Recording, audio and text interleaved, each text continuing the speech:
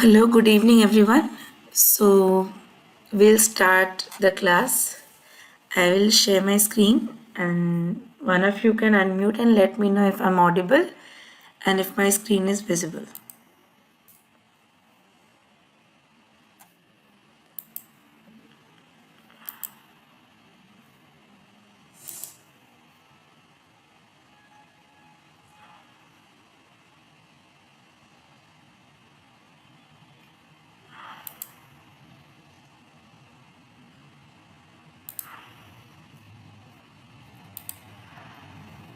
Okay.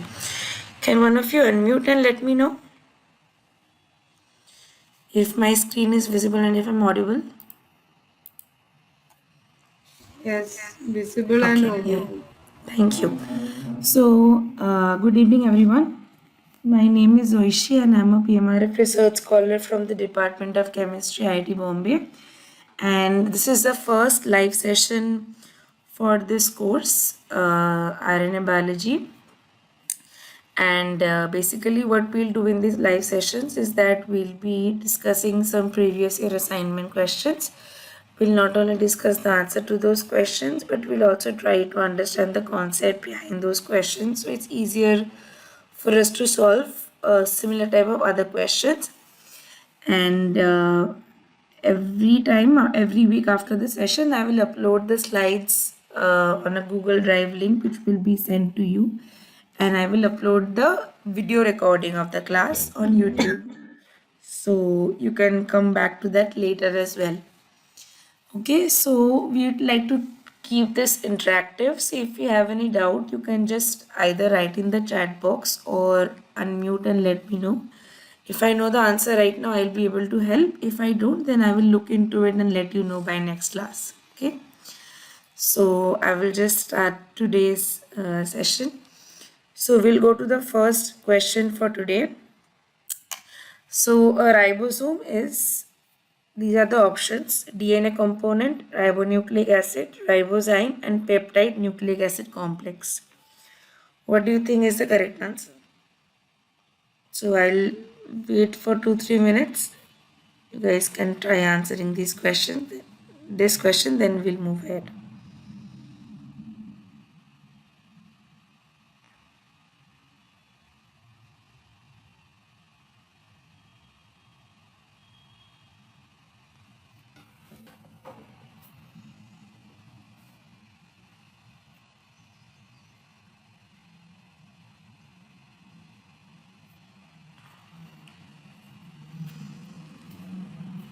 So we know ribosome. Ribosome is one of the cell's organelles,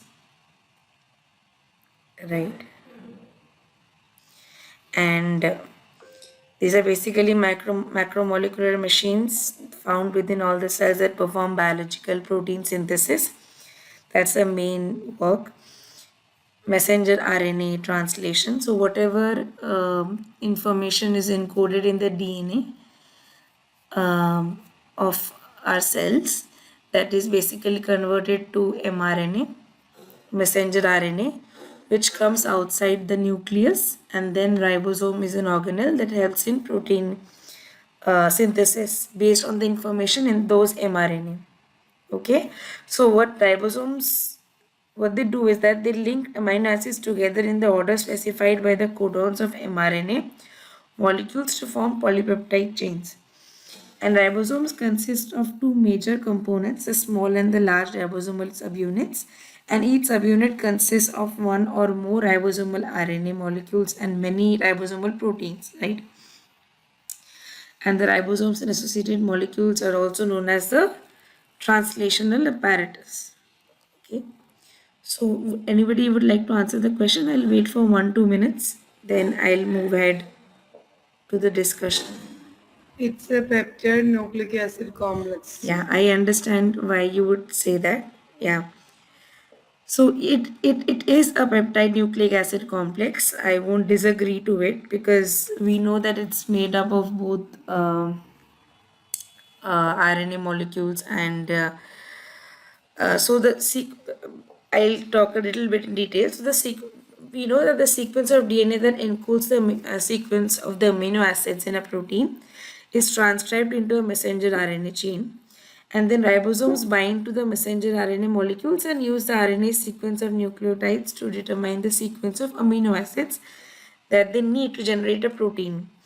And these then amino acids are selected and carried to the ribosome by tRNA molecules or transfer RNA molecules, which enter the ribosome and bind to the messenger RNA chain via an anticodon stem loop. Right? So for each coding triplet, that is codon, in the messenger RNA, there is a unique transfer RNA that must have the exact anticodon match. And it carries the correct amino acid for incorporating into a growing polypeptide chain. And once the protein is produced, it can then fold to produce a functional three-dimensional structure. Now, a ribosome is made up from complexes of RNAs and proteins and is therefore a ribonucleoprotein complex. Okay, so a big chain of peptide is called a polypeptide, and then eventually it will take the shape of a protein. And nucleic acid definitely, because it has RNAs. So in prokaryotes, each ribosome is composed of small 30S and large 50S components called subunits, which are bound to each other, right? And basically that's synthesis of proteins from their building block takes place in four phases: initiation, elongation, termination. I agree why you'll say it's uh, peptide nucleic acid complex, but ribosome, if you don't know, is also considered a ribozyme. Okay, because the catalytic activity responsible for protein synthesis within the ribosome is primarily carried out by its ribosomal RNA component. Okay, not the protein subunits. Essentially the RNA acts as the enzyme in this complex molecular machine. So, as I said, we all know about the ribosomes function. They help synthesize proteins by linking amino acids together, and this catalytic activity is primarily performed by the rRNA within it. Okay, so and what is ribozyme? It's basically a type of RNA molecule that can act as a catalyst, meaning it can drive chemical reactions. So in this case, the answer it's more relevant if we call it a ribozyme. And if you check online, there is a paper, not exactly a paper, you can actually check with this structural biology, the ribosome is a ribozyme.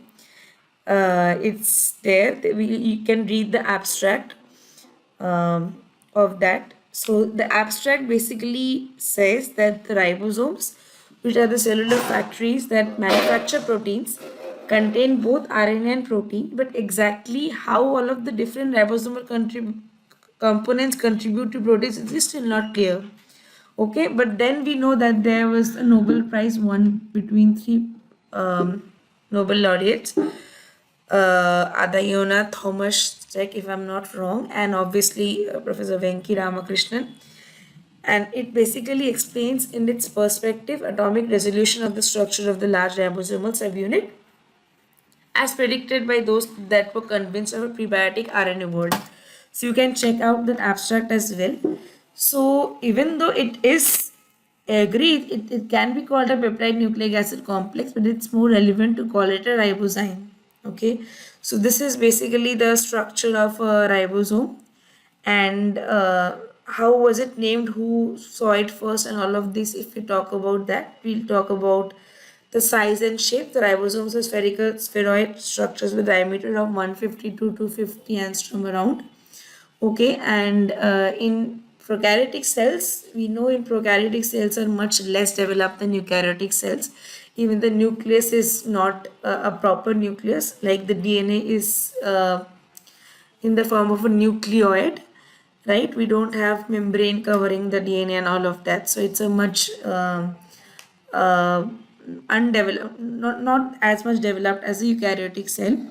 In prokaryotic cells, the ribosomes are freely scattered and are found in the cytosol called monosomes, and in the eukaryotic cells, the ribosomes are found freely in the cytosol and also bound to the outer surface of the RER or the rough endoplasmic reticulum. That's how it gets its name. Smooth endoplasmic reticulum does not have ribosomes. It's a rough endoplasmic reticulum or RER, which has a ribosomes attached to the membrane, and the nuclear envelope also called polysomes. So ribosomes are measured with the letter S, which is also known as Fedberg unit, and it can be noted as the sedimentation coefficient of the ribosome as well. Okay, so these are types of ribosome. You can have prokaryotic ribosome and eukaryotic ribosomes, right? So if you see in prokaryotic ribosomes, it's basically 50S and 30S subunit, and in eukaryotic it's 60S and 40S. So we don't really add these numbers. 50 and 30 would ultimately lead to 80. So this is not the addition. Okay, this is just a spread work unit basically, which means the sedimentation coefficient. So what are the differences between these two types of ribosomes? 70As are mostly found in prokaryotes and can also be found in eukaryotes. If anybody knows where do we find 70S ribosomes in eukaryotes, you can let me know. Anybody? Mitochondria. Yeah. So we know that in eukaryotes we have these structures, especially mitochondria and chloroplast in eukaryotic cells, and so these they are similar to the ribosomes found in bacteria, and these are also present in these two organelles. Yeah, you're right. So, in 80 ribosomes, it's only found in eukaryotes, found freely in the cytoplasm or attached to the ER. And these are basically some of the factual data: length, diameter, and protein ratio, and all of that. So, in 70 ribosomes, protein synthesis can be inhibited by antibiotics like chloramphenicol, and in 80 ribosomes, I think it's not inhibited by chloramphenicol. So the association of these subunits occurs in a high concentration of Mg ions, and the dissociation is due to low concentration of Mg ions, right? So they will bind during the protein synthesis. They will bind during the protein synthesis and will become apart after the completion of protein synthesis. An increase in tenfolds of Mg ions concentration will increase the size of subunits to form the dimer. So there are basically three sites, reactive sites we call in ribosome. The P site, which is also called the peptidal site, which binds to the tRNA holding the growing polypeptide chain of amino acids. The A site, which binds to the incoming amino acid tRNA, which has the anticodon for the corresponding codon present in the mRNA, and the E site, which is the third and final binding site for tRNA in the ribosome during translation. So the E stands for exit and is accompanied by both the P site and the A site. Okay, so this is the large ribosomal subunit EPA, and this is how it looks basically. And they actively participate in protein synthesis. They can act as templates, bringing together the different components involved in protein synthesis. They also have various other functions. So this synthesis of proteins occurs with the process of transcription and also translation. So as we know from central dogma, from DNA to DNA it will be replication, DNA to RNA is transcription, RNA to protein is translation, and in some cases RNA to DNA will be reverse, cDNA will be reverse transcription, right? Now the protein synthesized in the cytoplasm are utilized in the cytoplasm itself, whereas the protein synthesized by bound ribosomes are transported outside the cell. Okay, so if you see, this is the central dogma basically: DNA to DNA replication, DNA to mRNA transcription, mRNA to protein with the help of ribosome is translation. Now this I've also talked, yeah. So the tRNA, all the transfer RNA also helps in synthesizing proteins. So there are three kinds of RNA: rRNA, ribosomal RNA, which is a component of the ribosome. tRNA is the transfer RNA we have talked about, and mRNA is the messenger RNA. Okay. So, what is the basic history of ribosomes? They were first observed in this year, and they are present in all living cells which synthesize proteins. Okay, and they'll be composed of two unequal subunits which are synthesized by the nucleus. And the S of these ribosomes, they come from the Svedberg unit, which is basically, this is the unit SVEDBERG. So this is a unit of time used to measure the rate at which the particle settles in a solution or suspension. Okay, and I think it's named after a Swedish chemist, Theodor Svedberg.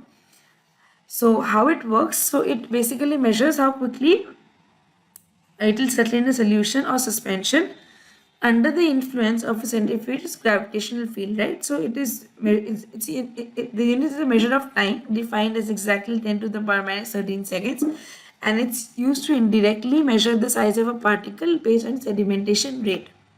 Okay, and it can also be used to talk about particle density and shape. So it is, this unit is basically used for measuring the sedimentation velocity of colloidal solutions, proteins, and molecular weight, for calculating the shape, density, and mass of a particle, and also determining the molecular weight by substitution in an equation. Okay. So we have talked about the central dogma, transcription, translation, and obviously from mRNA we can get to the protein stage. Okay.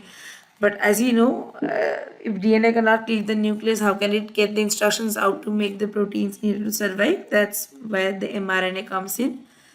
It contains the sugar ribose instead of deoxyribose, single-stranded instead of double-stranded mostly, and contains uracil, U in place of T, thymine. Okay.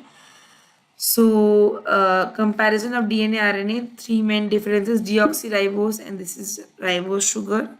Nitrogen bases, we have uracil RNA and not thymine. And mostly it's made up of, RNA is made up of one strand. We have talked about this also, messenger RNA. It carries copies of instructions for the assembly of amino acids into proteins from DNA to the ribosome. It's made in the nucleus. Like DNA to RNA conversion happens in the nucleus. Okay. Then ribosomal RNA makes up the major part of ribosomes, which is where proteins are made. It's made in the nucleolus. Then we have transfer RNA, which transfers or carries amino acids to the ribosomes as specified by the codons in the mRNA. Now, proteins are made up of a chain of amino acids. We have talked about this also, and these are the steps of making the protein. So in case of transcription, a complementary single strand of mRNA is copied from part of DNA in the nucleus. So RNA polymerase an enzyme. This unwinds the DNA strand and it reads one strand of DNA bases and makes the RNA strand. Okay. Now mRNA editing also happens. There's a lot of alternative splicing or any cutting and splicing of mRNA before it leaves the nucleus. So introns are basically chunk pieces of DNA that do not really code for proteins, and those are cut out.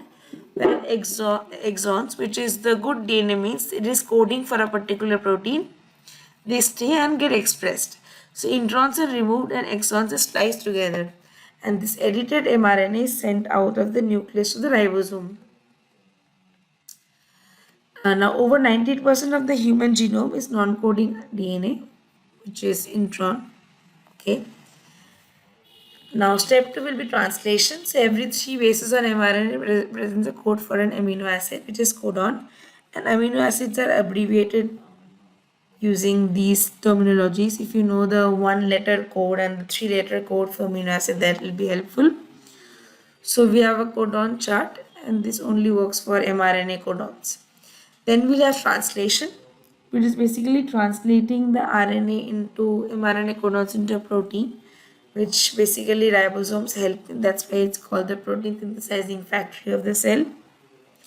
So edited mRNA will attach to the ribosome, and as each codon of the mRNA molecule moves to the ribosome, the tRNA or the transfer RNA will bring the proper amino acid to the ribosome, and the anticodon on tRNA will be exactly complementary to the mRNA codon. And the amino acids are joined together by chemical bonds called peptide bonds to build an amino acid chain called the polypeptide. Now, the start codon is what we find at the beginning of a protein. AUG is what is taken as the start codon, which also codes for methionine. There are three stop codons that are found when it is time to terminate the process. So these stop codons do not really code for any amino acid, therefore they stop the process. So that's UAA, UAG, and UGA. Okay. So this is translation, DNA to RNA, RNA to protein. So the cell uses the vital DNA master plan basically to prepare the RNA blueprints for the protein synthesis, right? And the DNA molecule remains within the safety of the nucleus while RNA molecules go to the protein building sites in the cytoplasm, the ribosomes. Now, start codons found at the beginning of a protein, that is only one AUG, and I've already talked about this, yeah. So, only a fraction of the genes in a cell are expressed at any given time. Okay, so exons, as I said, are the actual uh, coding segments which actually code for a gene, whereas the introns are junk segments. Now, how does the cell determine which gene will be expressed and which will remain silent? So, there are promoter agents which allow the RNA polymerase to bind to begin transcription. There are some repressors also that prevent RNA polymerase from binding to go through transcription. And there are other DNA sequences which we also known as, in a broad vague term, we are calling those regulatory sites that act to turn on and off a gene. We can talk about this later when we are talking about operons and all of that. The typical gene structure, we have the regulatory sites at the promoter. If there is something attached to the regulatory site and if that is also inhibiting the binding of RNA polymerase to promoter, all of that will determine how the gene expression occurs, right? So the gene expression can also be influenced by environmental factors as well, yeah. So that is temperature, light, chemicals, any kind of harmful substances, all of these will cause a permanent epigenetic changes not only in the individual but also in the next generation. Now, not all genes are active but expressed at the same time because the cell would produce many molecules it does not need. So that will be waste of energy and raw materials, right? So the gene synthesis, gene expression or the protein synthesis is when the product of a gene is being actively produced by a cell. So some genes are rarely expressed like adrenaline. Some genes are constantly expressed like hair growth, blood pressure and all of this. Some genes are expressed for a time, then turned off like cyclical expression for any kind of hormonal cycles, right? As I said, in bacteria, a polypeptide chain is generally encoded by a DNA sequence that is collinear with the amino acid sequence, and and continuing along the DNA template with the interruption until the information needed to specify all genes are continuous, and this was disproved by Philip Sharp and Richard Roberts, who independently discovered that many genes or polypeptides in eukaryotes are interrupted by non-coding sequences or introns. This image has been taken from Leninger, which is a popular biochemistry book. So you can see transcription and capping, 5' capping occurs. Okay, and then there are exons and introns, and finally there is a lot of cutting, polyadenylation, poly A tail, and all of that alternative splicing happens, which ultimately gives rise to the mature mRNA, which is transported outside. Okay, so RNA enzymes are the catalysts of some events in RNA metabolism. So, the study of post transcriptional processing of RNA molecules led to one of the most exciting discoveries in modern biochemistry, the existence of RNA enzymes. So, the best characterized are ribozymes are the cell splicing group 1 introns, RNase-P, and the hammerhead ribozyme. The most of the activities of these ribozymes are based on two fundamental reactions: transesterification and phosphodiester bond hydrolysis, cleavage. Now, the substrate for ribozymes is often an RNA molecule and it may even be part of the ribozyme itself. Now, when its substrate is RNA, the RNA catalyst can make use of base pairing interactions to align the substrate for the reaction. Ribosomes vary greatly in size. A self-splicing group 1 intron may have more than 400 nucleotides, and the hammerhead ribosome consists of two RNA strands with only 41 nucleotides in all. Okay, and these ribosomes can be inactivated by heating above their melting temperature or by adding a denaturing agent, like how we denature DNA and all of that too, which will basically disrupt the base pairing interactions. And ribosomes can also be inactivated if essential nucleotides are changed. Okay, so there are something called self-splicing ribosomes as well. So there are four types of introns. Okay, but the first two, the group 1 and group 2 introns, different details on splicing mechanisms, but they are both self-splicing. That's no protein enzymes are involved. So these are group 1 introns are found in some nuclear, mitochondrial, and chloroplast genes that code for RNAs, mRNAs, and tRNAs. And group 2 introns are generally found in the primary transcripts of mitochondrial or chloroplast mRNA in fungi, algae, and plants. Now, group 1 and group 2 introns are also found among the rare examples of introns in bacteria, and neither class requires a high energy cofactor such as ATP for splicing. So, the splicing mechanisms in both groups involve two transesterification reaction steps. So the group 1 splicing reaction will require a guanine nucleoside or nucleotide cofactor, but the cofactor is not used as a source of energy. Instead, the 3' hydroxyl group of guanosine is used as a nucleophile in the first step of the splicing pathway. Okay, and the guanosine 3' hydroxyl group forms a normal 3' phosphodiester bond with the 5' end of the intron. You can see from this diagram as well, and this is a splicing mechanism of group 1 introns. Okay, and this nucleophile in the first step may be any guanosine, GMP, GDP, or guanosine triphosphate, and the spliced intron is eventually degraded. You can also find these images and better details in Leninger. So the 3' hydroxyl of the exon that is displaced in this step then acts as a nucleophile in a similar reaction at the 3' end of the intron. So the result is precise in excision of the intron and ligation of the exons. Right. So as I said, the self-splicing group 1 introns share several properties with the enzyme besides accelerating the reaction rate, including their kinetic behavior and specificity. Okay. So I'll not go into too much detail, but because the intron is chemically altered during the splicing reaction, its ends are cleaved, and it may seem to lack one key enzymatic property, the ability to catalyze multiple reactions. That might not be possible. Okay. So this is another kind of ribosome, which results from a cycle of transesterification reactions mechanistically similar to cell splicing, and it also follows the Michaelis-Menten kinetics. Okay. And then we talk about group 2 splicing. In group 2 introns, the reaction pattern is similar except for the nucleophile in the first step, which in this case is the 2' hydroxyl of a residue within the intron. Okay, and a branched linear structure is formed as an intermediate. This is the structure, if you can see. So the 2' OH of a specific adenosine in the intron acts as a nucleophile, attacking the 5' splice site to form a lariat kind of structure. Okay, and then the 3' OH of the 5' exon acts as a nucleophile, completing the reaction. Then we have RNA-sp, which both is a RNA component and a protein component.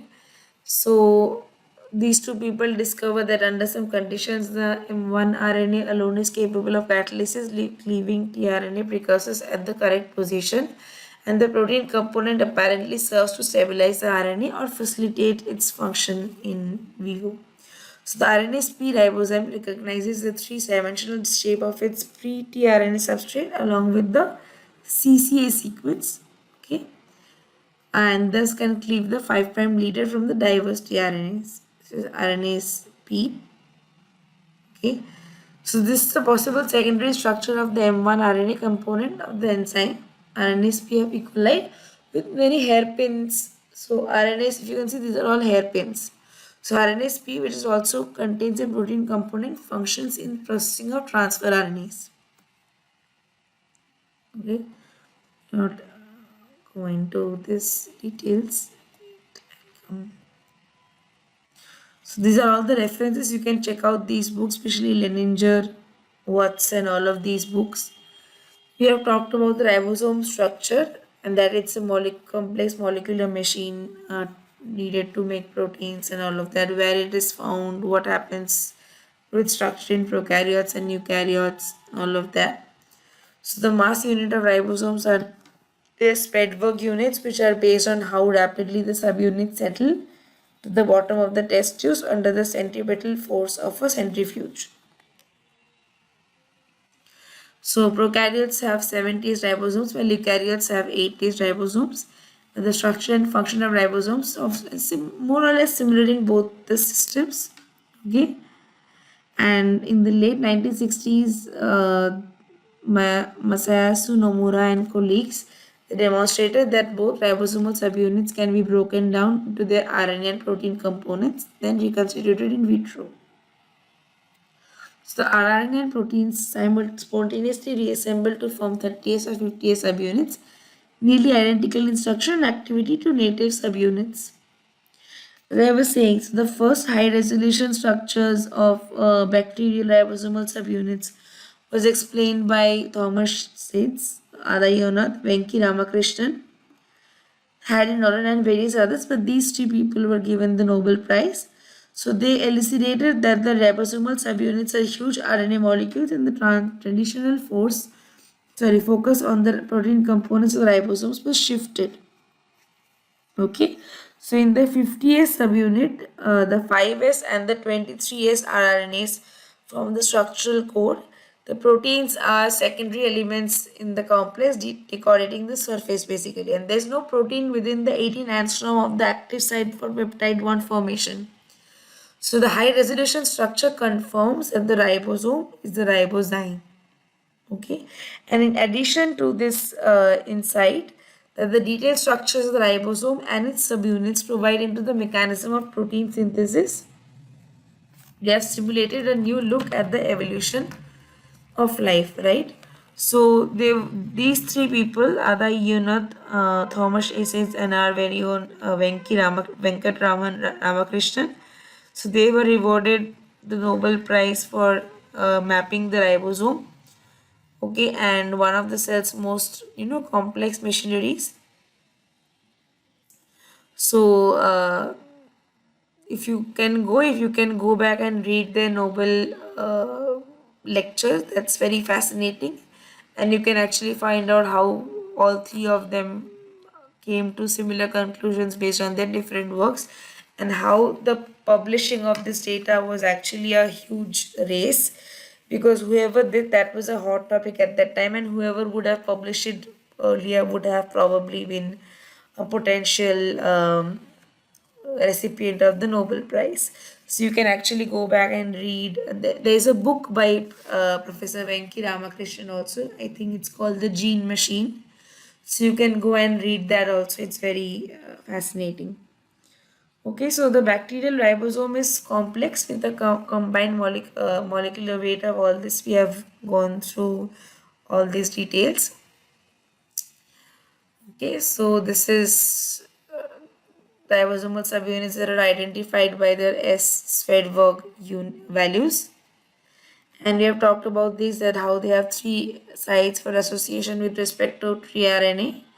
The A site, the P site, and the E site, which each receive tRNA in successive steps of the elongation cycle. Okay. And the interface between the small and the large subunits, it forms a relatively spacious cavity that is lined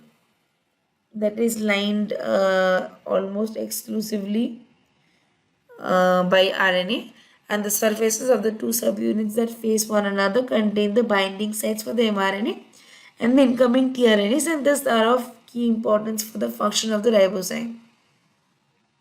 Okay, so the active site, if you see, where amino acids are covalently linked to one another, also consists of RNA. And this catalytic portion of the large subunit resides in a deep cleft which protects the newly formed peptide bond from hydrolysis by the aqueous solvent. Now, the mRNA is situated in a narrow groove that winds around the neck of the small subunit, passing through the A, P, and the E sites. Now, prior to entering the E site, the mRNA is stripped of any secondary structure it might possess by an apparent helicase activity of the ribosome. And then a tunnel-like structure runs completely through the core of the large subunit, beginning at the active site. And this tunnel provides a passageway for translocation of the elongating polypeptide through the ribosome. And most of the proteins of the ribosomal subunits have multiple RNA binding sites and are ideally situated to stabilize the complex tertiary structure of the rRNAs. Okay. So we will not go into these details of zymogens. Okay, so before the discovery of ribosomes, enzymes, which are basically mostly defined as catalytic proteins, were only known as a biological catalyst. So, first ribozymes were discovered by Thomas R. Schetz, who was studying RNA splicing in the ciliated protozoan, and then Sidney Ortman, who was working on the bacterial RNA split complex. And these ribosomes were found in the intron of an RNA transcript, which removed itself from the transcript as well as in the RNA component of the RNA split complex, which is involved in the maturation of pre-tRNAs. Ribozymes can often have divalent metal ions such as Mg2 plus as cofactors as well. So ribozyme, also called RNA enzyme or catalytic RNA, is an RNA molecule that catalyzes a chemical reaction. So many natural ribozymes catalyze either hydrolysis of one of their own phosphoryster bonds or hydrolysis of bonds in other RNAs, and they have also been found to catalyze aminotransferase activity of the ribosomes. Sorry, and investigators who were actually studying the origin of life have also produced ribozymes in the lab. They are capable of catalyzing their own synthesis under very specific conditions, such as RNA polymerase ribozyme. And some ribozymes can also have roles as therapeutic agents, okay, as enzymes which tailor define RNA sequences as biosensors, and for applications in functional genomics and gene discovery. Okay, so although most ribozymes are quite rare in the cell, their roles are sometimes essential to life. For example, functional part of the ribosome, the molecular machine that translates RNA into proteins, is fundamentally a ribozyme as well. It's composed of RNA tertiary structural motifs that are often coordinated to metal ions such as magnesium 2 plus as cofactors. Okay, this is all about ribosomes. Not go into too much details about these, but this is so ribosome is an enzyme and a ribonucleic acid, and it is not a protein. Okay, so these two people were given the Nobel Prize in chemistry for that. So as with proteins, we consider primary, secondary, and tertiary. So for in this case, it's limited to ribonucleotides, base, ribose plus phosphate. The common bases like adenine, guanosine, cytosine, and uracil, and the uncommon bases will be pseudouridine, inosine, etc. Okay. Now, secondary structure will be what according to Watson-Crick base pairing. RNA usually forms A-form helices, small pore along helical axis, and rungs stack obliquely to axis. Then they have conserved base pairing interactions result in three stem regions: uridine containing turn and augmenting helix joining stems 2 and 3. Then ribozyme versus phenylalanine tRNA. So there are different foldings. See, in case of tertiary, so as we know, the catalytic mechanism will come from the tertiary structure as well. So they have intact phosphodiester bond which will undergo magnesium coordinated transition, and then it will be a cleaved phosphodiester bond. Okay. So there are new crystal structures coming up every day, and that has discovered shows 5 magnesium 2 plus sites. Okay, so we have ribozyme based therapies as well. There are mostly in clinical trials currently. HIV gene therapy, bone marrow sample, all of these are also going on. So these are all the references for the same. Okay. So we'll not go into the origin of life as such. That is another completely different direction as well. Just a second.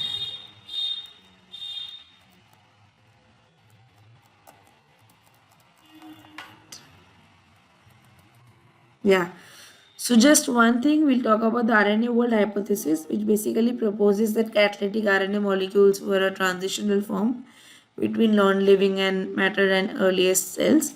So these people, as I said, Sidney Altman and Thomas Sheck, were given the Nobel Prize for discovery of ribozyme. And the RNA world hypothesis basically says that the primordial form was an RNA based living system that later evolved into life forms that like those we see today, in which DNA stores biological information and proteins manifest this information. And RNA was living systems which can be distinguished from non-living ones by having the ability to store and transmit information and the ability to express that information. Okay, so the genetic component, the transmitting information, we call that genotype, and the ability to express that information is what we call phenotype. If you have read about Mendel's laws, and also we use these terms very casually in that also. For example, capital R, small r. If we know the capital R is dominant, that is their genotype. But what is the manifestation of that in the physical appearance of the plant or the flower, whatever? That is your phenotype. That is the expression of the information stored in the genes, right? So, evolution designed with modification requires both the ability to record and make alterations in heritable information and a sorting process that distinguishes valuable changes from detrimental ones. And the former is a property of genotype, while the latter occurs as a result of variation among individuals in phenotype. And these are the characteristic features of RNA. Now, the phenotypes of most involve the formation and breaking of phosphodiester bonds in RNA and DNA. And the chemistry of these reactions is precisely what is needed to replicate nucleic acids. So, this observation gives support to the idea of primordial RNA world, where RNA would be responsible for replicating itself. So, if an RNA molecule could make a copy of itself while accommodating the possibility of mistakes, mutations, then it would exhibit many of the characteristics of modern life and could therefore be considered alive. Okay, so it's this RNA world hypothesis also says that the first living things on Earth um, used RNA as both genetic material and for catalytic activity, which includes the replication of genetic material. In RNA world hypothesis, the first living things consisted of 3 parts. As I said, a ribozyme with RNA polymerase activity. There is the formation of a complex RNA molecule by combining smaller and simpler molecules, and template RNA direct polymerization and a physical container membrane. Okay, so in order to for an RNA molecule to serve as a template to synthesize new RNA molecule, a molecule must be unfolded and exposed to the monomer that would polymerize on it. And in this scenario, the formation of 2 ribozymes is essential.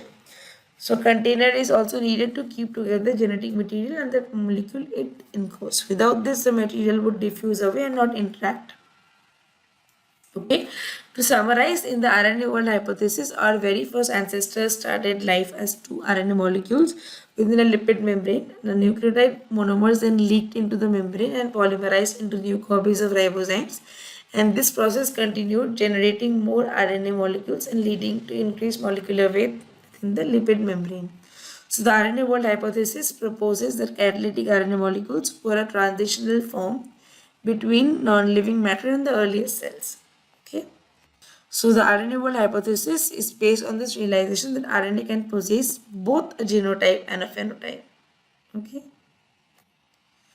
So RNA is involved in protein synthesis machinery. Ribosomal RNA does carry out the catalytic steps in protein synthesis, right? And the basic currency for biological energy is ribonucleoside triphosphates, such as ATP, GTP, and all of that. And these molecules are involved in almost every energy transfer operation of all cells and are even components of electrotransfer cofactors, NAD, FAD, is adenosine, methionine. All of these are very important. If you have read glycolysis and all of that, Krebs cycle, oxidative phosphorylation, all of that, it's factual data, but we all know that the energy currencies were all ATPs, mostly ATPs. Then we know about these electrotransfer cofactors, NAD, FAD, and all of that, right? So this is all about the RNA world hypothesis.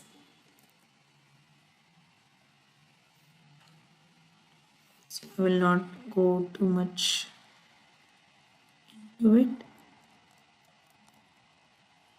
These are all factual data and experiments.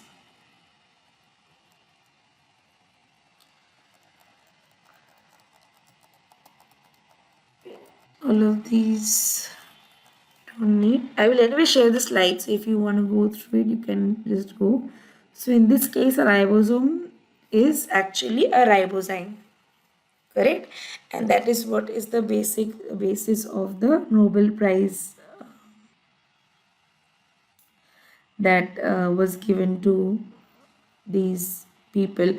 So as we know about Watson Crick, right? And the which was also a very revolutionary Nobel Prize in biology, in chemistry, whatever you want to call it. Matlab, the Nobel Prize was given to Watson and Crick, but if you all know, it was actually Rosalind Franklin's X-ray diffraction data that actually helped them come to the conclusion. And there was Maurice Wilkins who had given the data of Rosalind Franklin to Watson and Crick. So even though Watson and Crick they do deserve a part of the credit, but it was actually Rosalind Franklin's data which helped them to come to the DNA base pairing. What we know now, it's her data that helped them come to the conclusion. And if you have not read about it, you can actually read about it. By the time I think Rosalind Franklin had already passed away and she was not given the recognition of what she had done. And I think Nobel Prize was not given posthumously. And anyway, I think it's in today's time that we know about her contribution, but at that time it was not even mentioned worldwide about her contribution. So starting with that, so Watson and Crick did come up with the main basically assemble the pieces of the DNA puzzle. And for several years, they had tried to understand how the DNA molecules, four nucleotides, could be assembled into a three-dimensional state. And the clear and sharp X-ray diffraction image, which was taken by Rosalind Franklin at, I think, King's College in London, it helped show them that it helped show that among other things, DNA forms a spiral, a helix, which consists of two strings. And then we also know now we have talked about, we are not here, but we know about Shargav's laws, right? So analysis done by the biochemist Erwin Shargav had also shown that DNA, irrespective of what bacteria, insect, or animal it comes from, it always contains the same amount of ANT, adenine and thymine, right? And the same amount of GNC, guanine and cytosine. Okay, but Watson and Crick, had been working with the wrong chemical formulae of these nucleotides. So a correction by a colleague led to their understanding that A connects to T and G connects to C, and the nucleotide pairs or the base pairs that they are more commonly known have the same size and fit perfectly in the double helix. Okay, so then the scientific community then realized that the genetic code is contained within the nucleotide sequences on each of these strands.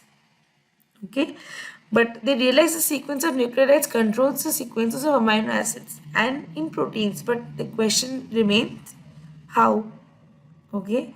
So at the beginning of 1950, scientists realized that most of the RNA is found in small particles in the cytoplasm and all of that. Then the genetic code was deciphered in the 1960s, right? Um, 10 years after Darwin's theory of evolution came out, scientists had identified DNA as the molecule, that carries hereditary traits, and the sequence of nucleotides controls the sequence of amino acid proteins. But what was the link between DNA and ribosomes? They were located on different sides of the nuclear envelope, but they have no contact with each other, right? So this was the question that actually remained for a long time. And then Ada Yonath, she got extracrystallographic structures of the ribosome, okay, and so that was the beginning of the that was how she was awarded the Nobel Prize. Okay, and then we have two other pioneers, Thomas Shades and obviously Thomas Shades basically used images of ribosome generated by someone called Joachim Frank, who were a specialist in electron microscopy. And with the help of these images, they could find out that how ribosomes were oriented and located within the crystal. But the resolution did not allow them to see individual atoms, right? So that is how his work was also taken forward.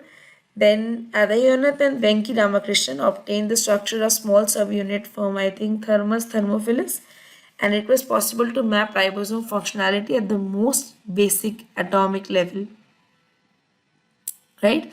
So Professor Venki Ramakrishnan's crystal structures of the ribosome's small subunit have been crucial for the understanding how the ribosome achieves its precision.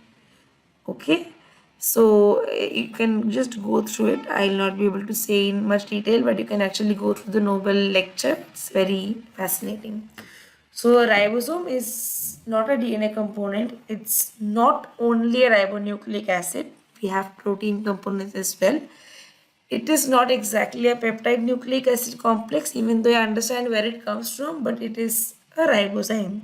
So the basis of this entire uh, Nobel award, if you go through it, you'll understand why ribosome is also a ribozyme.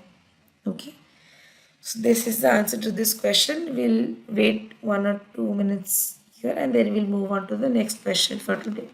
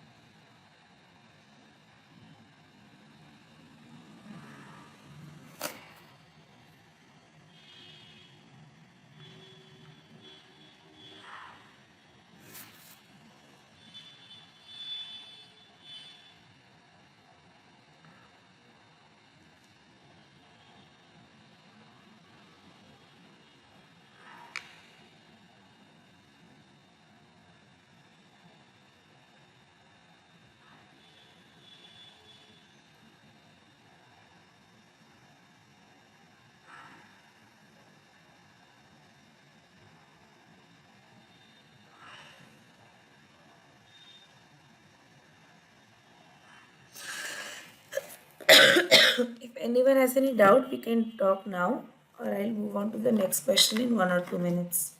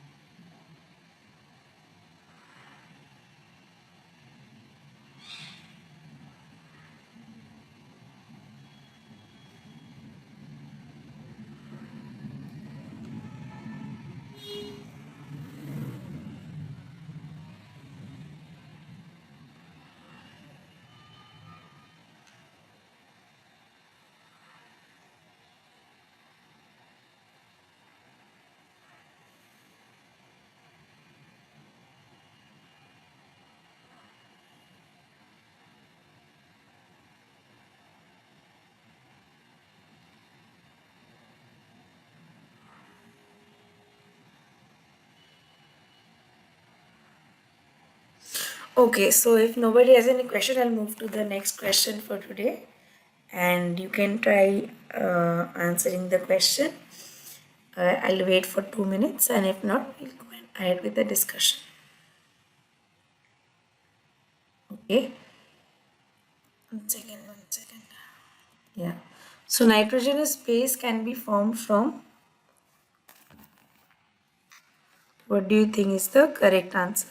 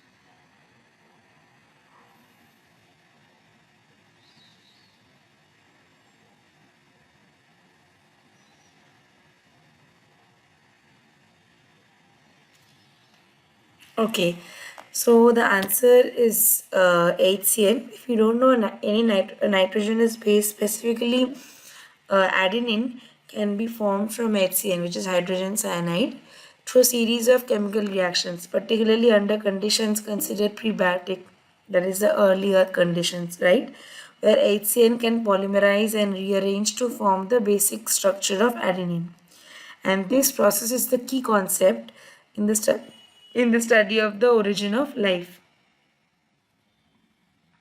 Okay, so the thing is, the primitive atmosphere on Earth was reducing atmosphere, we know, with little or no oxygen, but it was rich in water vapor, right? Carbon monoxide, CO2, carbon dioxide, nitrogen, and hydrogen. Okay, so the UV and gamma radiations from sun were among the major source of energy for chemogenesis, as these radiations have energy quanta that can release electrons from atoms, resulting in formation of highly reactive free radicals, which in turn combine to form early organic compounds. So, owing to immense long-lasting rainstorms, tremendous amount of lightning was generated. Now, lightning provided energy for chemical reactions between hydrogen and free oxygen, nitrogen and carbon to form water, present in the form of superheated steam due to high earth temperature, ammonia, methane, and cyanides. Now, gradual cooling down of earth atmosphere caused condensation of superheated steam into water, resulting in rainfall that carried ammonia, methane, and cyanides to earth's surface. Now, due to high temperature, the earlier rainwater containing organic compounds boiled on reaching the earth's surface, right, and caused even more chemical reactions. So this the nucleotides, as we know, consist of nitrogenous base, sugar, and phosphate moiety, right?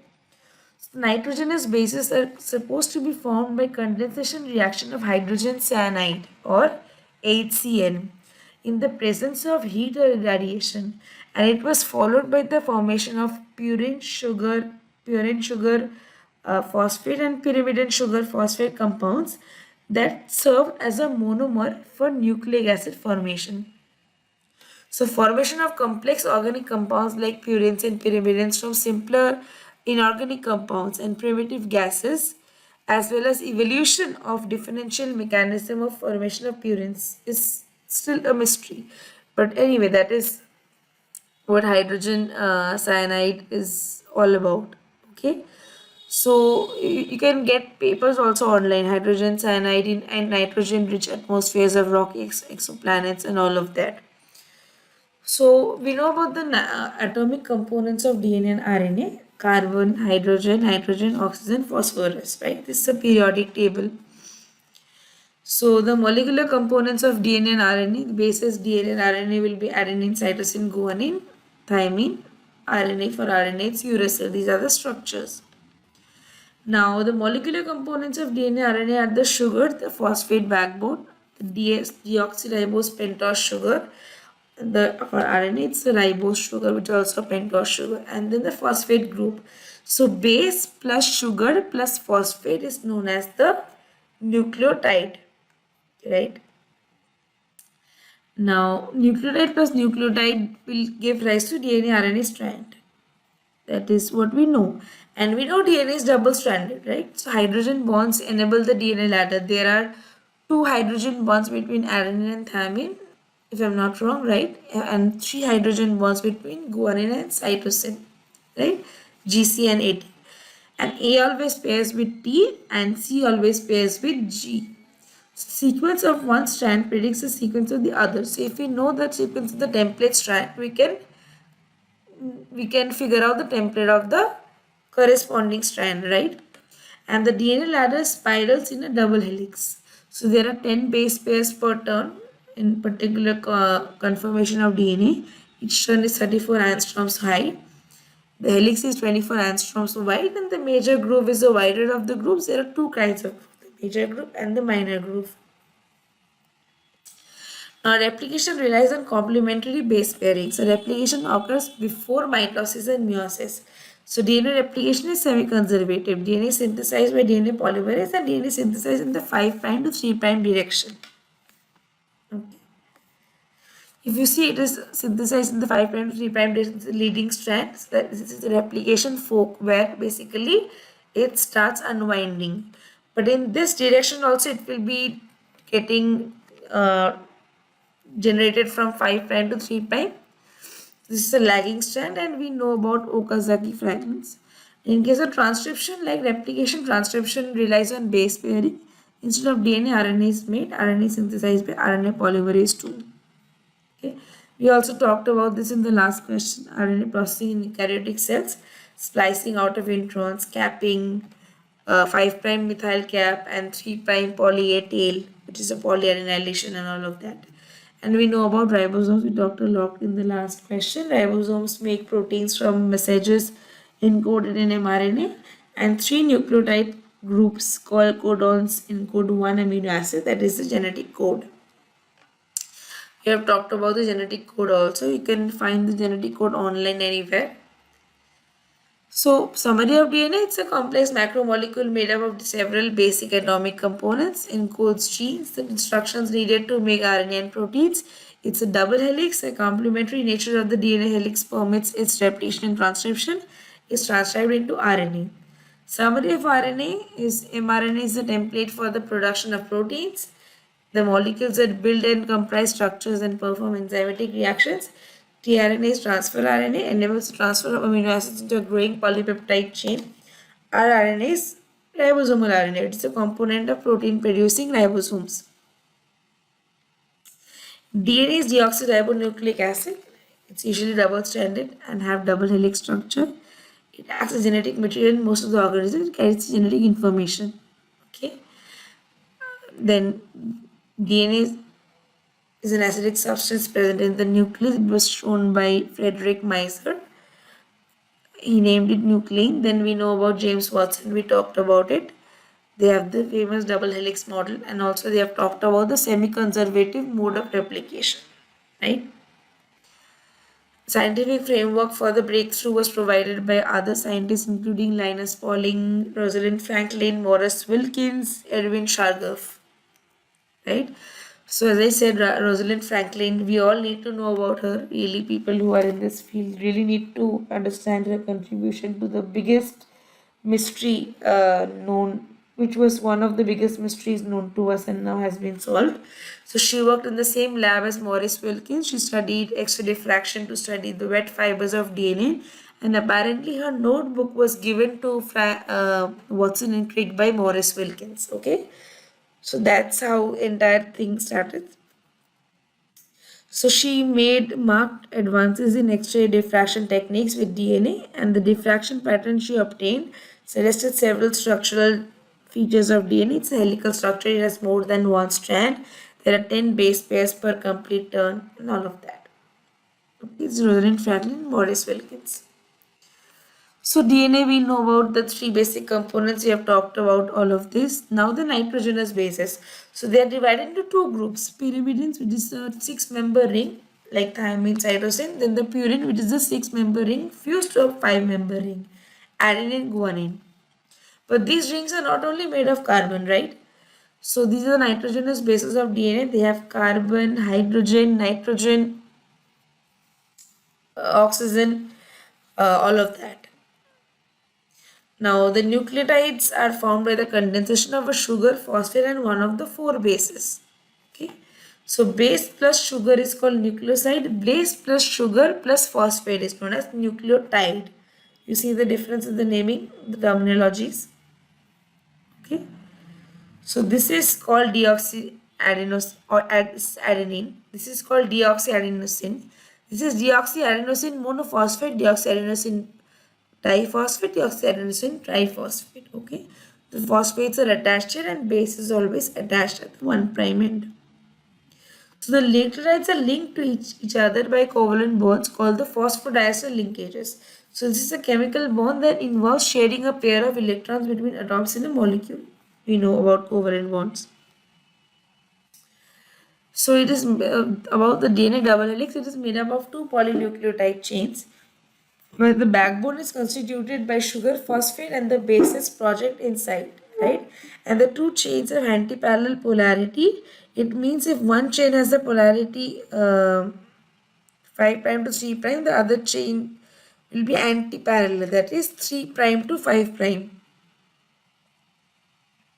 Okay, so the bases in two strands are paired through hydrogen bonds. Adenine forms two hydrogen bonds with thymine, as I said, from opposite strand, and vice versa. These are three hydrogen bonds between guanine and cytosine, all based on their structures, and there are two hydrogen bonds between adenine and thymine. So this was also one of the observations of Erwin Chargaff, that for a double-stranded DNA, the ratios of adenine and thymine and for guanine and cytosine are constant and equals 1. Okay, we know about hydrogen bond. It's a chemical bond consisting of hydrogen atom between two electronegative atoms, with one side be a covalent bond and the other being an ionic bond. Okay, we have talked about Edwin Chargaff's laws.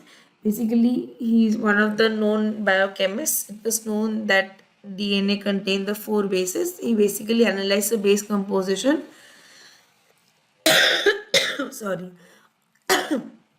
of DNA isolated from many different species, right? And this analysis was also one of the building blocks of the Watson-Crick model. So the analysis of the base composition of DNA in different structures may reveal important features about structure of DNA. Okay, so what he did was, for each type of cell, he extracted the chromosomal material. This can be done in variety of ways, including, using alkali, detergent, high salt, and all of that. The chromosomes will contain both DNA and protein. Now the protein was removed using protease treatment with proteases. Then the DNA was hydrolyzed to release the bases on the DNA strands. This is a common way to do by strong acid treatment. And then the bases were separated by chromatography. Okay, paper chromatography, it provides an easy way to separate the four types of bases. Then the bands were extracted from paper into solutions and determine the amounts of each base by spectroscopy, and each base will absorb light at a particular wavelength. So by examining the absorption profile of a sample of base, it is then possible to calculate the amount of the base. And the base content was compared in DNA from different organisms. Okay, so this was his data from different organisms. If you see, in all these cases, what is the when base compositions from different tissues were obtained, basically it showed similar trends, similar results. So percentage of adenine was almost equal to percentage of thymine, and percentage of guanine was almost equal to the percentage of cytosine. So this came to be known as the Chargaff's law, Chargaff's rule. Okay, so we'll not go into, we know about different types of DNA. These are nothing but different types of DNA, different conformations of DNA. Okay, the RNA versus DNA we have already talked about.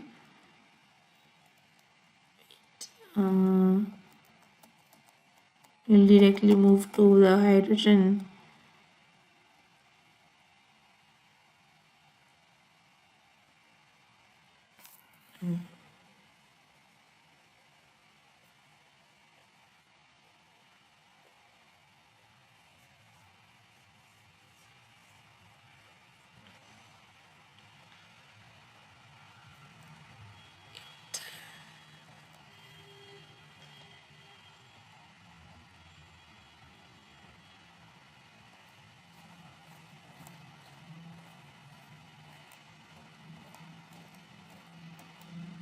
Okay, so this does not have the details about HCN. I will add it to it.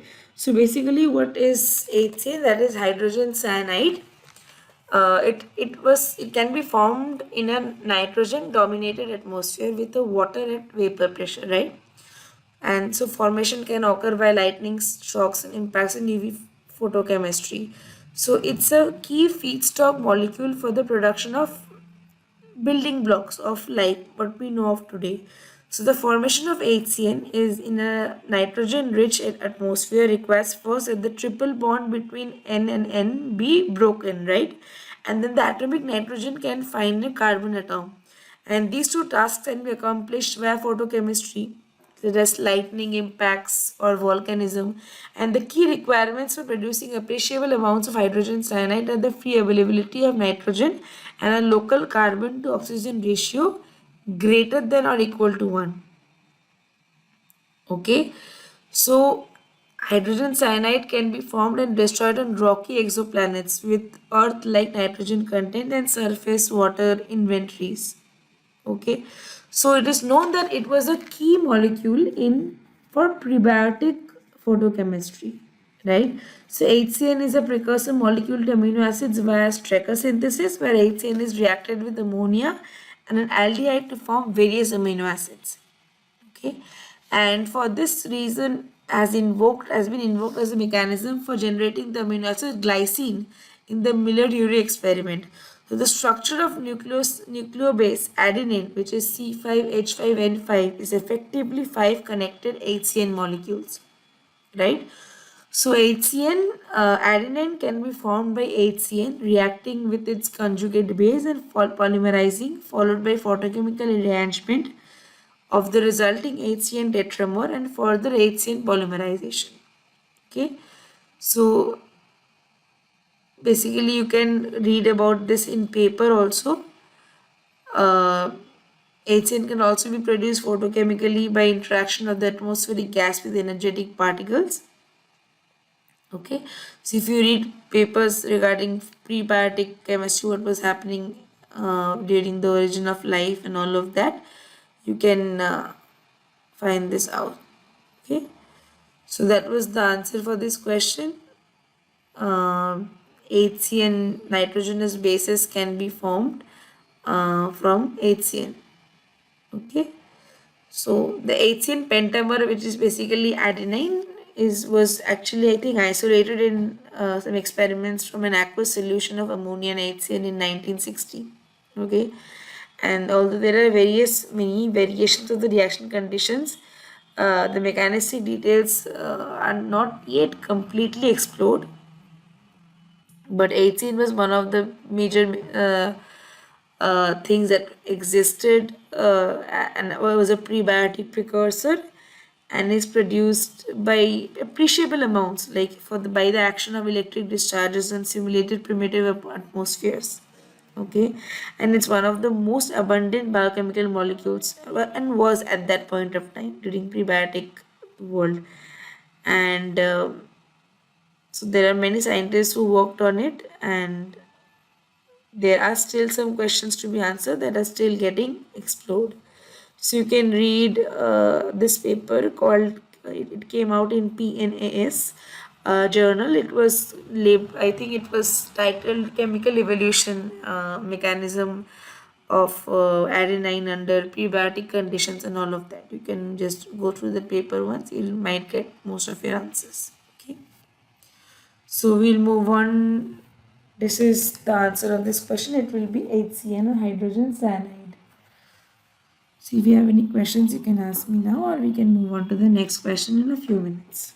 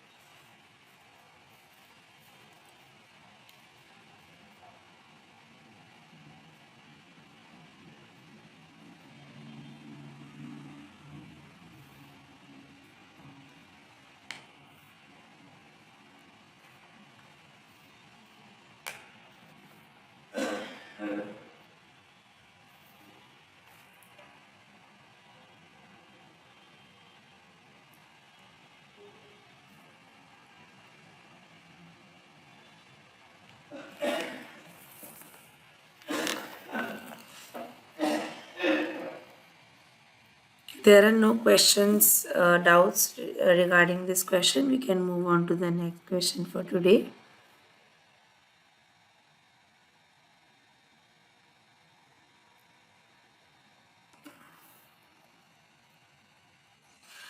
We already talked about this. So Shargav's theory says, anybody?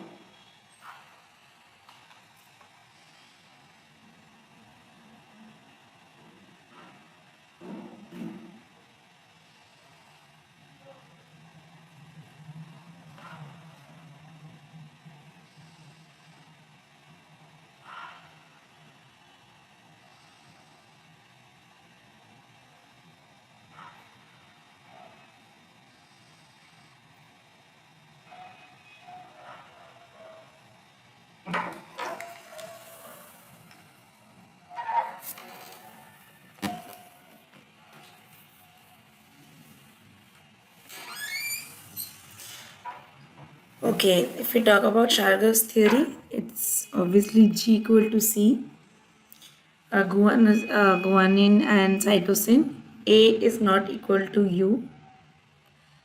Adenine will be equal to thymine, okay, and it's all for double helix. We don't have uracil in DNA, we have uracil in what it's called RNA.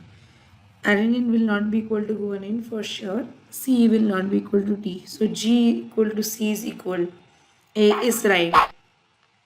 Right, we have already talked about nucleic acids and all of this. So I will not repeat these things. We talked about nitrogenous bases. We talked about pentose sugar, ribose in RNA, deoxyribose in DNA, phosphate group, etc.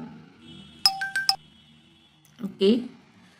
Types of nucleotides, purines, double ring N base, adenine and guanine, single ring N bases, pyrimidine, cytosine, thymine, and uracil.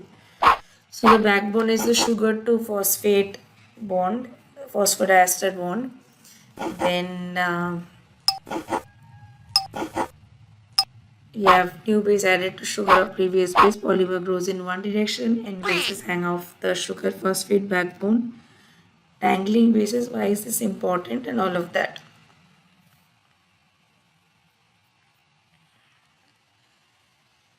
So redirectionality of DNA is important. 5 prime to 3 prime, 3 prime to 5 prime. So putting the DNA backbone together, refer to the 3 prime and 5 prime ends of DNA. The last trailing carbon. Okay, and all of that. Covalent phosphodiester bonds, hydrogen bonds, strong or weak bonds. Whatever DNA molecule we have talked about, shape, double helix, all of that. We talked about adenosine triphosphate, modified nucleotides, and all of this. Difference between DNA and RNA, deoxyribose or ribose, double helix, mostly single-stranded RNA, but it does take up different forms like hairpin structures and all of that. DNA will have thymine, whereas RNA will have uracil in place of thymine. Erwin Chargaff studied amounts of nitrogenous bases in DNA, which makes the base pair rule. And as I said, he was one of the pioneering scientists whose work actually led to the double helix, Watson-Crick double helix model, right? So, as I said, the base of nucleotide is joined covalently at N1 of pyrimidines and N9 of purines in an N beta diglycosyl bond to a 1 carbon of the pentose, and the phosphate is esterified at the 5 prime carbon, right? So these are all purine, pyrimidine and nucleotide analogs which are used in different types of treatments and all of that. So what Chargaff observed was that in all species he had studied, DNA had equal amount of adenine and thymine and equal amount of guanine and cytosine residues, and this is known as the Chargaff's rule or molar equivalence between the purines and pyrimidines in DNA structure. Right? Single-stranded DNA and RNAs, which are usually single-stranded, do not obey Chargaff's rule. Correct. So the DNA double structure of DNA was proposed by James Watson and Francis Crick, and the structure of DNA double helix came because of all of these studies. Okay.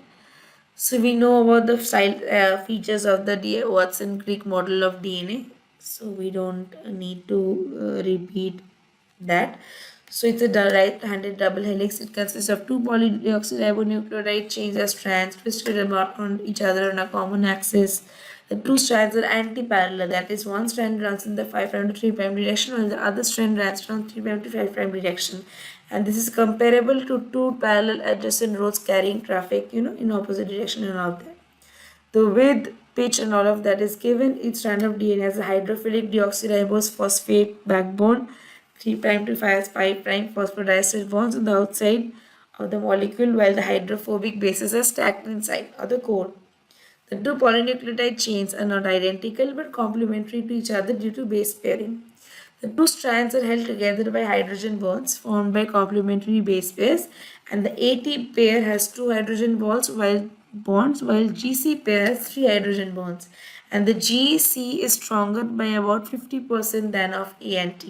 So the hydrogen bonds are formed between a purine and a pyrimidine only. If two purines face each other, they would not fit into the allowable space, and if two pyrimidines would be too far to form hydrogen bonds. So the only base arrangement possible in DNA structure forms from spatial considerations is AT, TA, GC, and CG, and the complementary base pairing in DNA helix proves Chargaff's rule. Okay, genetic information resides on one of the two strands known as template strand or sense strand, and the opposite strand is known as the antisense strand. So the double helix has wide major grooves and narrow minor grooves along the phosphodiester backbone. Different conformations of DNA double helix. There are other types of DNA structure as well. If we talk about DNA denaturation, so what happens? The two strands of DNA helix are held together by hydrogen bonds. Now, disruption of these hydrogen bonds by changes in pH or increase in temperature results in the separation of polynucleotide strands. This phenomenon of loss of helical structure of DNA is known as denaturation. And renaturation or reannealing is the process in which the separated complementary DNA strands can form a double helix. So the phosphodiester bonds are not broken by denaturation. Loss of helical structure can be measured by increase in absorbance at 260 nanometer. So the melting temperature is defined as the temperature at which half of the helical structure of DNA is lost. And since GC base pairs are more stable due to 3 hydrogen bonds than AT base pairs, which have 2 hydrogen bonds, the melting point is greater for DNAs with higher GC content. Thus, the melting point is 65 degrees Celsius for 35% GC content, while it is 70 degrees Celsius for 50% GC content. Okay. Now, if you talk about the organization of DNA in the cell, it's double strand DNA helix in each chromosome has a length that is 1,000 times the diameter of the nucleus we know. And how does it fit then? This is made possible by a compact and marvelous packaging and this organization of DNA inside the cell. Okay, but in prokaryotic cells, the bacterial chromosomes are packed in the form of nucleoids by interaction with proteins and certain cations. It's particularly not as much developed as eukaryotic cells. In eukaryotic cells, the DNA is associated with various proteins to form chromatin, which then gets organized into compact structures, namely chromosome. Now, the DNA double helix is wrapped around the core proteins, namely histones, which are basic in nature. And the core is composed of two molecules of histones. Each core with two turns of DNA wrapped around it is termed as nucleosome, the basic unit of chromatin. Okay. In case of RNA is a polymer of new ribonucleotides that are held together by 3'55' phosphodiester linkages. And they have specific differences from DNA. For example, sugar is ribose instead of deoxyribose. RNA contains a pyrimidine uracil in place of thymine. RNA is usually single-stranded polynucleotide, so hence Chargaff's rule is not obeyed. So due to its single-stranded nature, there is no specific relation between purine and pyrimidine contents. Susceptibility to alkali hydrolysis. So DNA cannot be subjected to alkali hydrolysis due to lack of hydroxyl group and all of that. Okay, so what are the functions of nucleotides? ATP is the principal form of chemical energy available to cells. It is used as a phosphorylating agent and is also involved in muscle contraction, active transport, and maintenance of ionic gradients. Nucleotides are the monomeric units of nucleic acids, and nucleotides are used in the synthesis of second messengers like CAMP, CGMP, okay, cyclic adenine monophosphate, and cycling GMP, guanine basically. So many of the regulated states of metabolic pathways are also controlled by intracellular concentrations of nucleotides, and they serve as a carrier of high energy intermediates in the biosynthesis of carbohydrates, lipids, and proteins.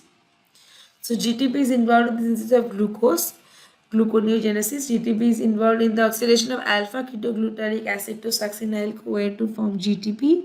Uracil derivatives UTP is involved in the synthesis of glycogen and also in the epimerization of galactose and glucose. It is basically lactose biosynthesis. And cytosine derivatives are involved in the biosynthesis of phosphoglycerides in animal tissues. So nucleotides are also structural components of several coenzymes of B complex vitamins. Biologically important nucleoside S-adenosyl methionine is involved in several transmethylation processes. Okay. So messenger RNA, tRNA, we have talked about all of this. Ribosomal RNA. Sorry, 1 second.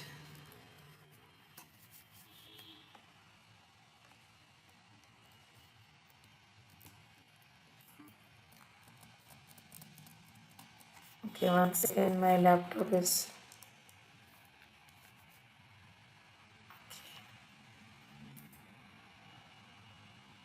Give me a minute.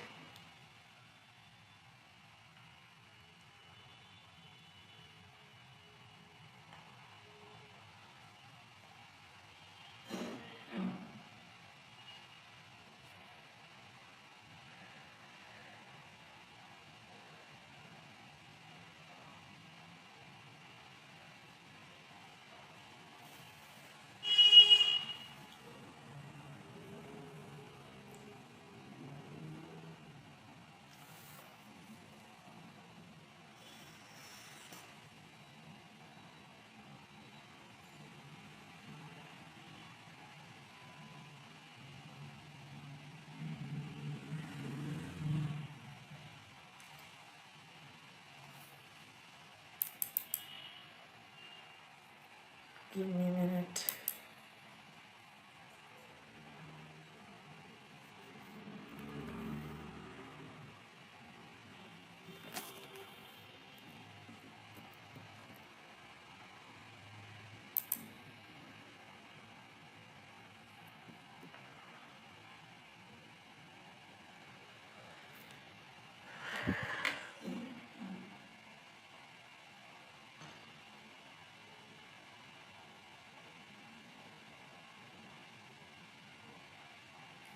One second.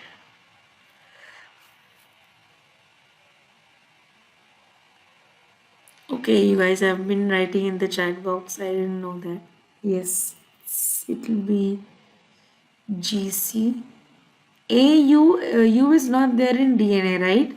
U is there in RNA, and RNAs are mostly single stranded. You understand what I'm saying? AT would have been fine, but AU doesn't make that much sense. GC is more relevant.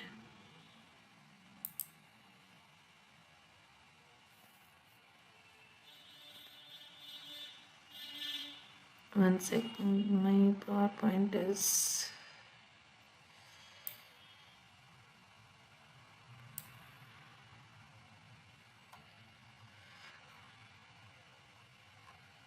Give me a minute.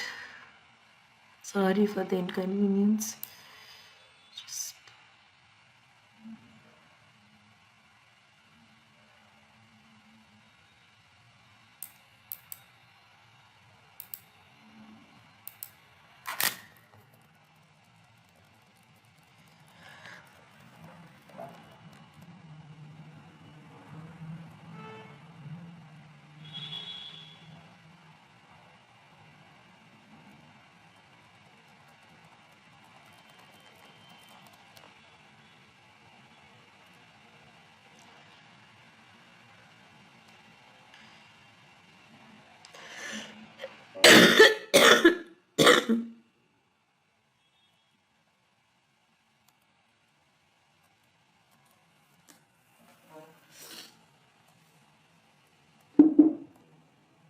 okay, so we have talked about DNA structure,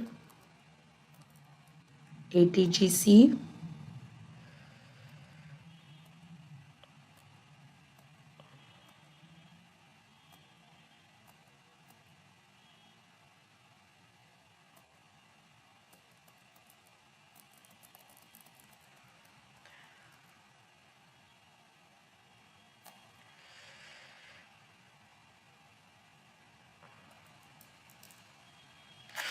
Okay, we will directly come to the answer because there we have already discussed all of that. So Shargav's theory basically says that G is equal to C, or the amount of G is equivalent to the amount of C. Anybody has any questions on this? You can ask me right now, or we can continue in a few minutes.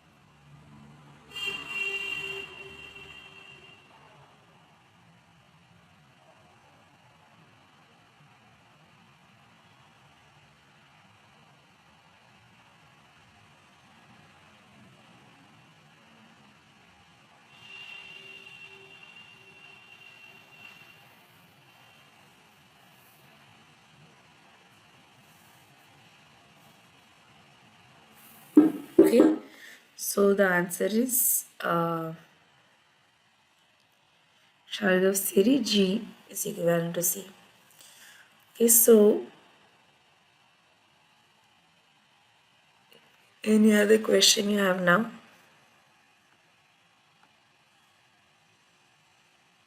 If not, we'll move to the next question for today. Prebiotic world is a soup of DNA, protein, lipids. Is it true or false? One of you can unmute and let me know if you know the answer. Or you can just write in the chat box and let me know also.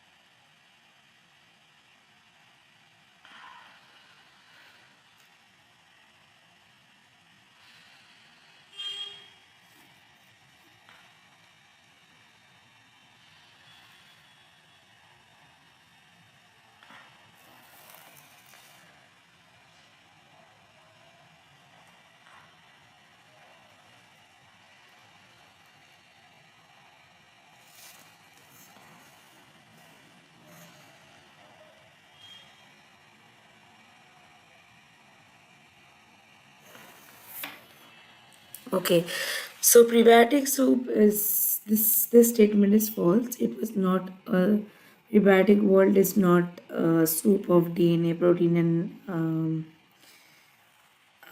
lipids. Prebiotic soup, also known as the primordial soup, is basically a hypothetical set of conditions that existed on Earth billions of years ago.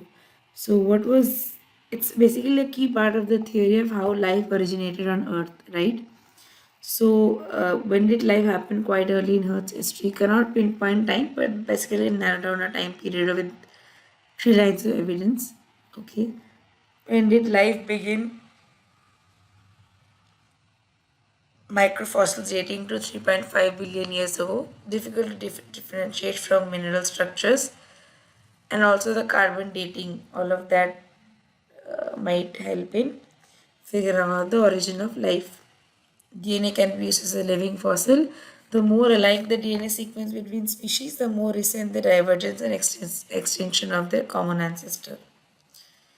Okay, so how did life begin? Simplest organisms today and those dated 3.5 billion years ago, they are remarkably advanced. So, what are the natural chemical processes that could have led to life?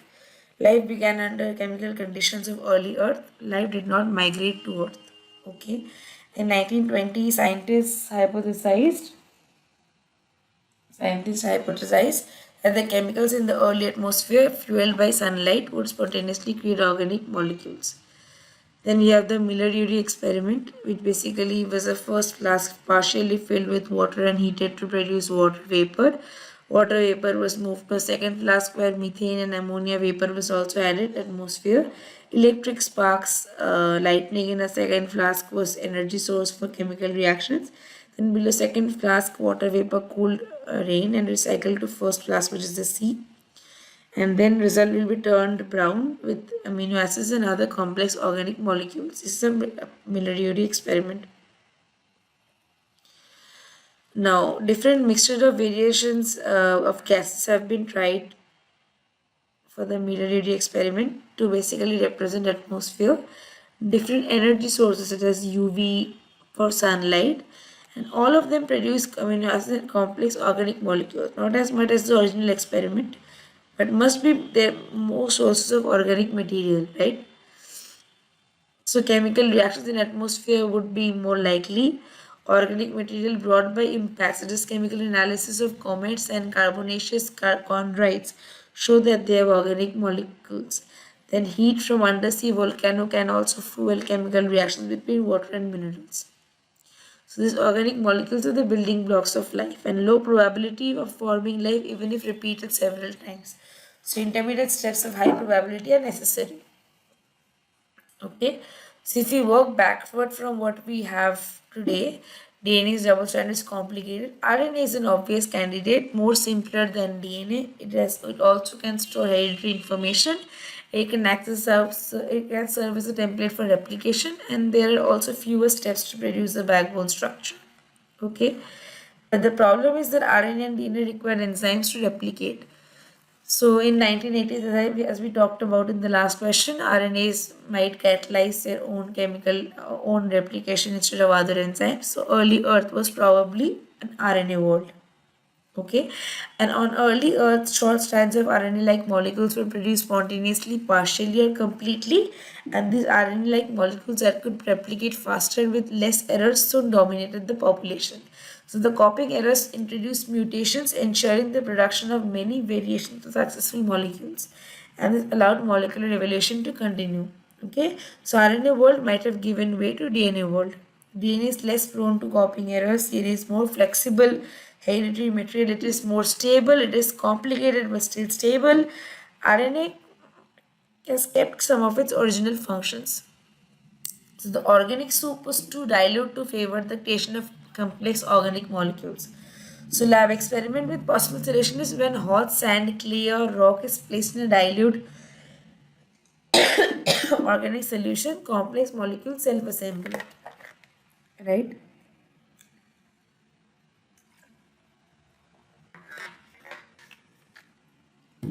So all of these lab experiments suggest that membrane structures existed on early Earth. They will cool down to warm water solutions of amino acids and we can mix lipids with water. Okay, so all of this were different schools of thought during early evolution. Natural selection probably existed in rapid diversification, resulted in rapid diversification, and modern DNA's enzymes that reduce the rate of mutations. Okay, so something that was more steady and stable was selected. RNA is not so lucky because they have more copying errors. So RNA is no longer the genetic material; it's DNA. Okay. Then we have known about photosynthesis. This process also probably evolved gradually. Organisms that live close to the ocean surface probably developed means of absorbing sunlight, UV in particular, and once absorbed, developed method of turning it into energy. Okay. And then rise of O2. O2 is highly reactive. All initial O2 would react with rock and minerals in water. O2 could not accumulate in atmosphere until surface rock was saturated. So rise of O2 would have created a crisis for life because O2 reacts with bonds of organic materials. Okay.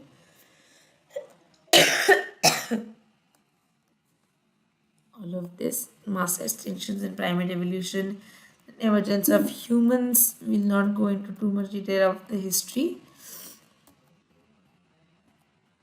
Basically,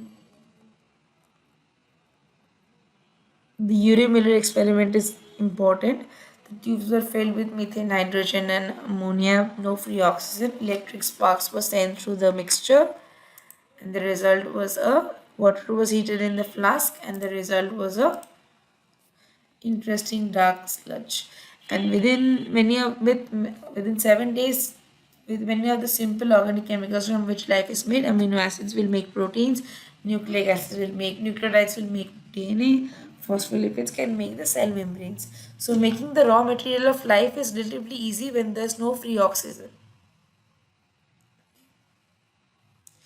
So the Urey-Miller experiment was although criticized, so the combination of gases used did not exist in large amounts on early Earth. The early atmosphere is now believed to contain an inert mixture of carbon dioxide and nitrogen. So Miller repeated the experiment with the right combination of gases, but there was no dark red sludge, only a colorless brew with few amino acids. Okay.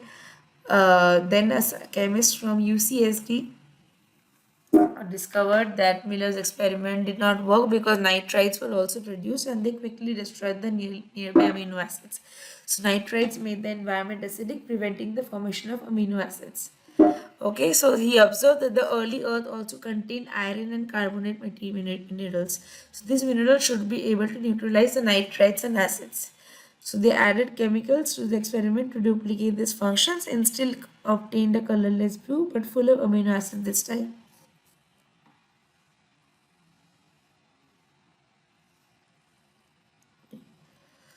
So all of this led to the chemical evolution that we know of today.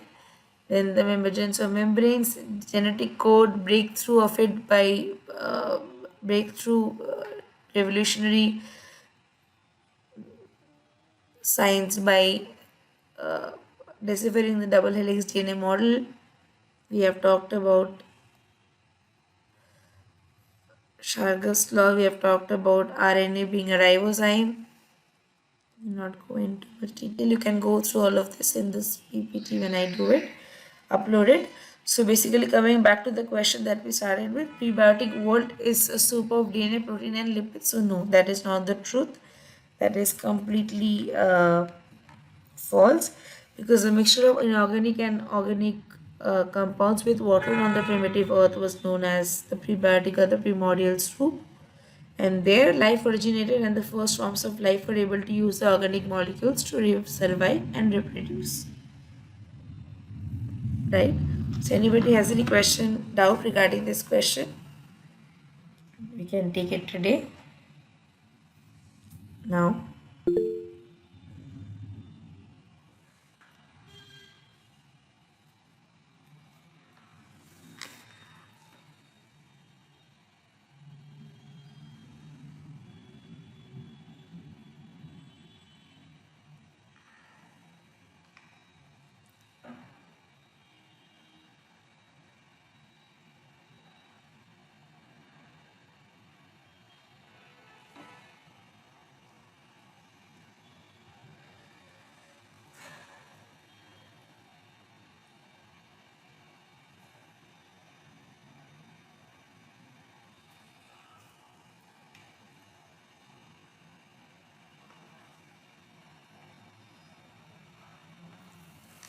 Okay, if you don't have any more doubts, we can maybe stop the session for today and we'll reassemble next Monday, same time.